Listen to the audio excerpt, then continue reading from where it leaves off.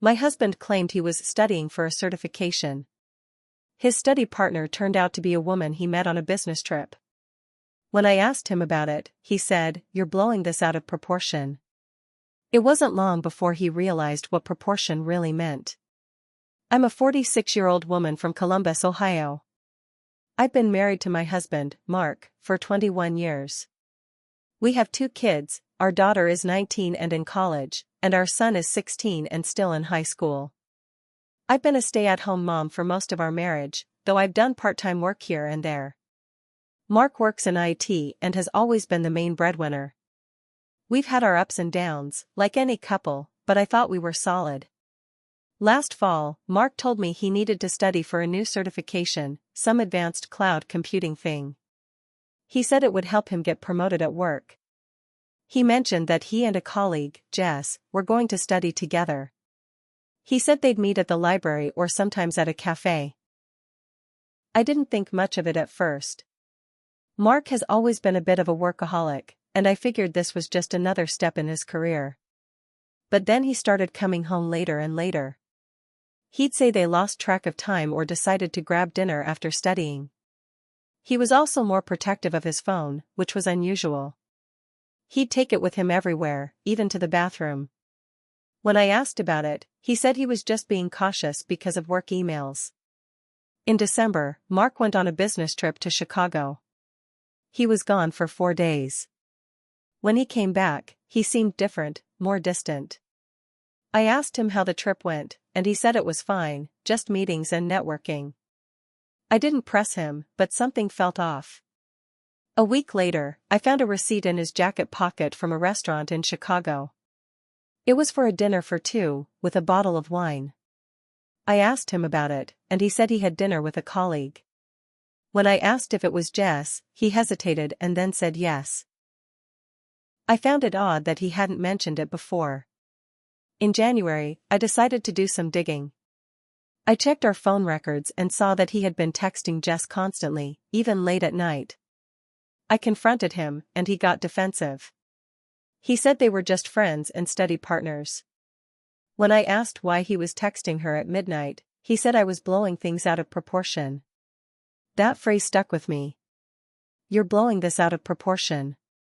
It felt dismissive and condescending. I told him I didn't believe him, and he stormed out of the house.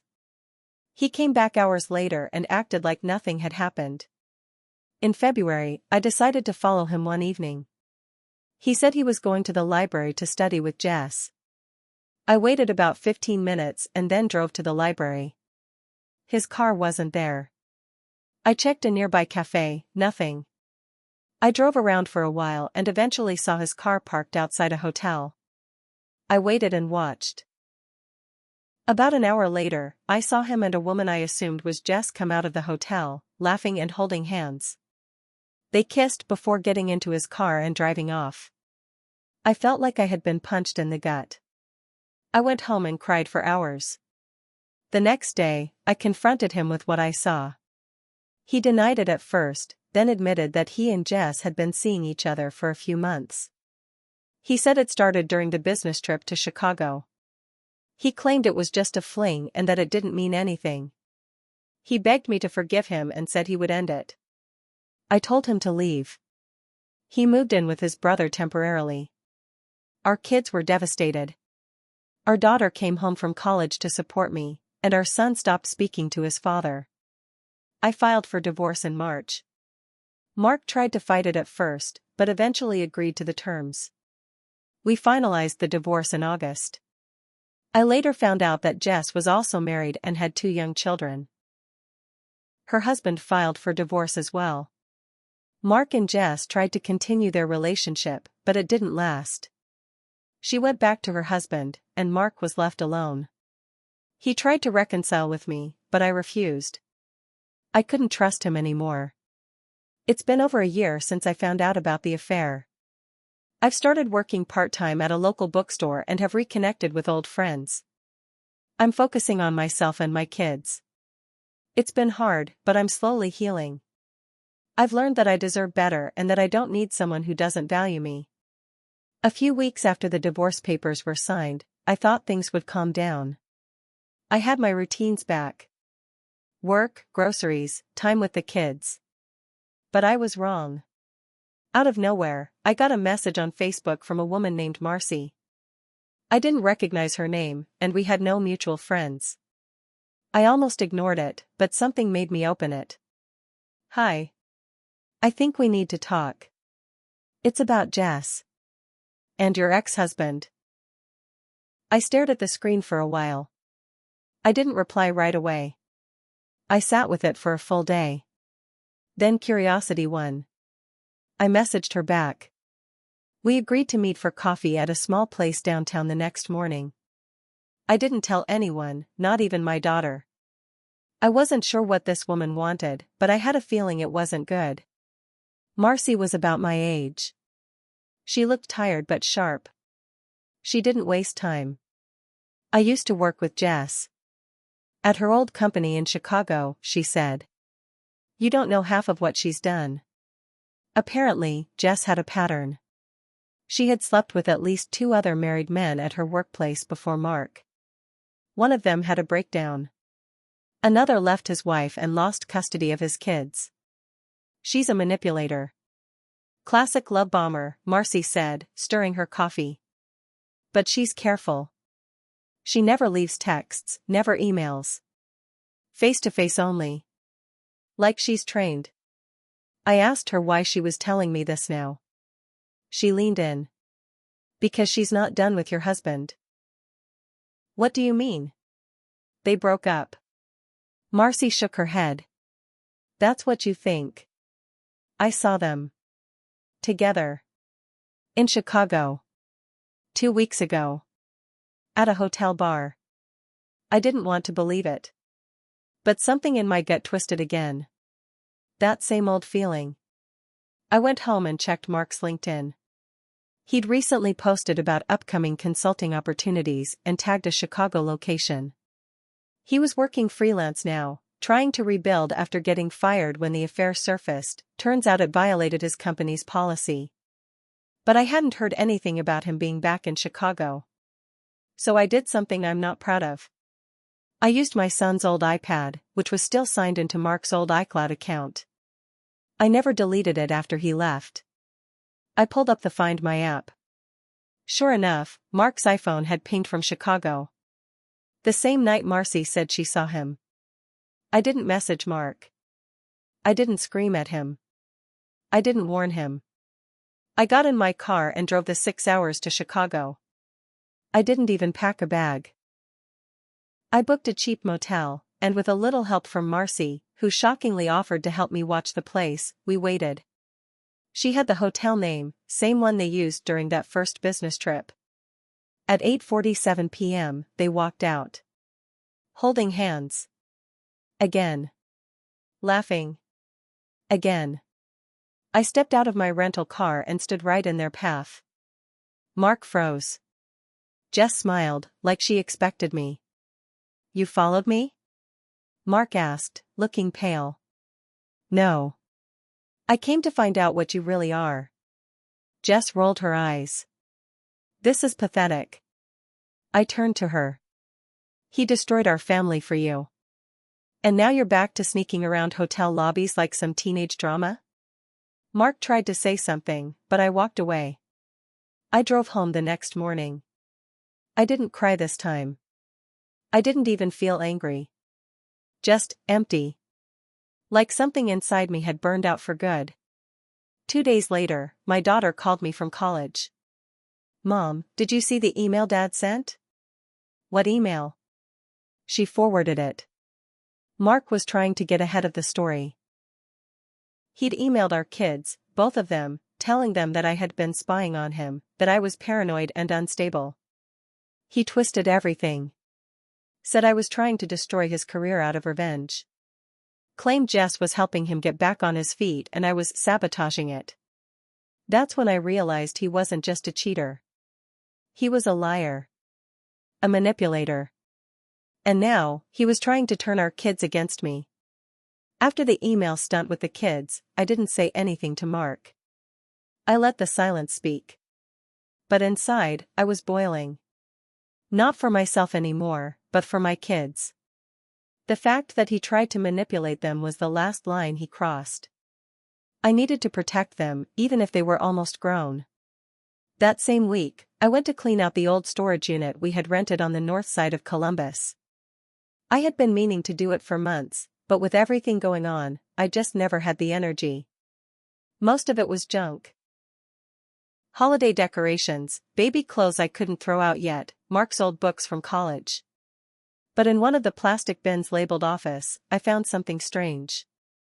There was a yellow padded envelope. No name. No label. Just a date written in pen, March 2022. I wouldn't have thought anything of it except that it was shoved under a bunch of shredded tax documents like someone didn't want it to be found. Inside, I found a bunch of printed photos and a letter. Not typed, handwritten. And not addressed to me. It was addressed to someone named Allie. I froze. The first line was, I know I never should have let it go this far. I wanted to tell you, but I couldn't leave my wife yet. She's fragile. My stomach turned. I flipped through the photos, grainy shots of Mark and Jess. At a beach. A rooftop bar. Some were dated, some weren't. Some were selfies. Some looked like someone else had taken them. The letter went on for 4 pages. It was all written in Mark's handwriting. This wasn't about Jess. It was another woman, Allie. I had never heard the name before. She wasn't mentioned in any fight. Not in the divorce. Not by him. Not even in whispers. I read the letter again and again. He talked about loving her. Missing her. Wanting to be with her. There was no mention of divorce, just delays. Excuses. And then it hit me. The dates. The letter was from March 2022. That was before the Chicago trip with Jess. Before the fake certification classes. Before any of it. Jess wasn't the first. I didn't know what to do with what I found. The kids were already trying to sort through their own confusion. Dropping this on them would only complicate things more. But I wasn't done digging. I googled Allie plus our city plus a few keywords from the letter. It took me a few days, but I found her. Real estate agent. Lives 2 towns over. Divorced. Mid-40s. Pretty, confident smile. Her LinkedIn said she worked with Mark's company 2 years ago on a consulting project. I debated messaging her. I did it anyway. I was short. To the point. I said I had found a letter and some photos. That I was Mark's ex-wife. That I just wanted to understand. She responded in less than an hour.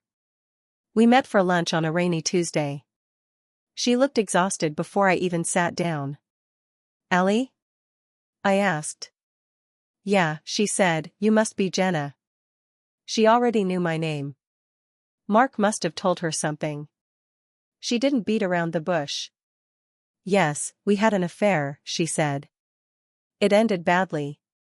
He ghosted me. I tried to reach out for closure, but he blocked me everywhere.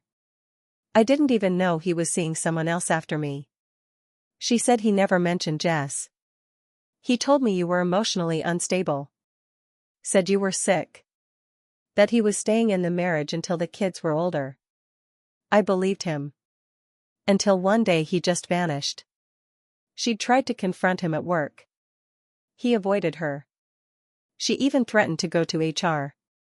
That's probably why he transferred offices 6 months later. Before we left, Allie said something that still haunts me. I found out something after we broke up. I thought about telling you before, but I figured it wasn't my place. But now that you've found me, I leaned in. What is it? He was still seeing me during your anniversary trip to Asheville. I blinked. That was our 20th wedding anniversary. October 2021. She nodded. He left dinner early one night. You said it was because of a work call, right? He came to my hotel room. I haven't told the kids yet. I haven't confronted Mark again. But now I know, Jess wasn't the beginning. She was just one of many. And the worst part? He crafted a whole narrative about me being unstable just to justify what he was doing. He built that lie so well, he actually thought people would believe it. This story isn't over. Not even close.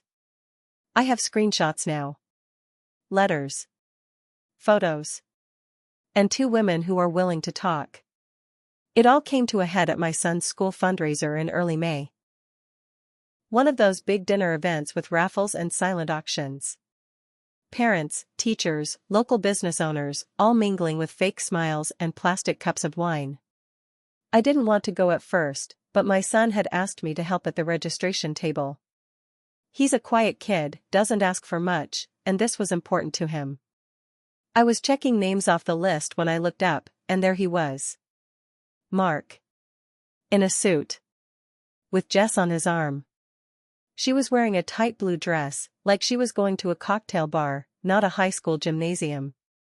A few heads turned. Some whispers. People recognized her. Word had spread. I wasn't expecting them. He hadn't said he'd be coming. I found out later he was trying to impress some potential clients whose kids went to the school. They walked up like nothing happened. Jenna, he said, fake smile plastered on. Mark, I nodded. Jess just gave me that smug smirk like she'd already won. Then my daughter arrived. She'd driven down from college to surprise her brother. She saw her father, saw Jess, and her whole face changed. Seriously, she said. You brought her here? People turned. Mark stepped forward. Let's not make a scene. But it was too late. You lied to us. You lied to everyone. You sent that email trying to make Mom look crazy, my daughter hissed. Mark glanced around, nervous. Can we talk outside? No? No more closed doors, I cut in. I pulled out my phone. I had the photos. The letter to Allie. The email he sent our kids. The screenshots. I wasn't here to humiliate him, but I wasn't going to let him rewrite history. You want to pretend you're just a guy who made a mistake? Fine. But let's be honest, this isn't about love. It's about control. Jess finally spoke. This is pathetic. I turned to her. You were never the first. And you definitely won't be the last. The silence in the gym was thick. You could hear the clink of plastic forks hitting plates. A few people looked away. A teacher coughed. Mark's face twisted into something I didn't recognize, part rage, part shame. You don't know everything, he muttered. My son walked up behind me. He had heard it all. I know enough, he said quietly. I don't want to talk to you right now. Mark left early with Jess. I heard she was furious he hadn't warned her that I'd be there, or that I had proof. Apparently, she didn't know about Allie. Or the others. Later that night, Mark called. I didn't answer. He left a voicemail. Rambling. Apologizing. Then blaming me. Then apologizing again.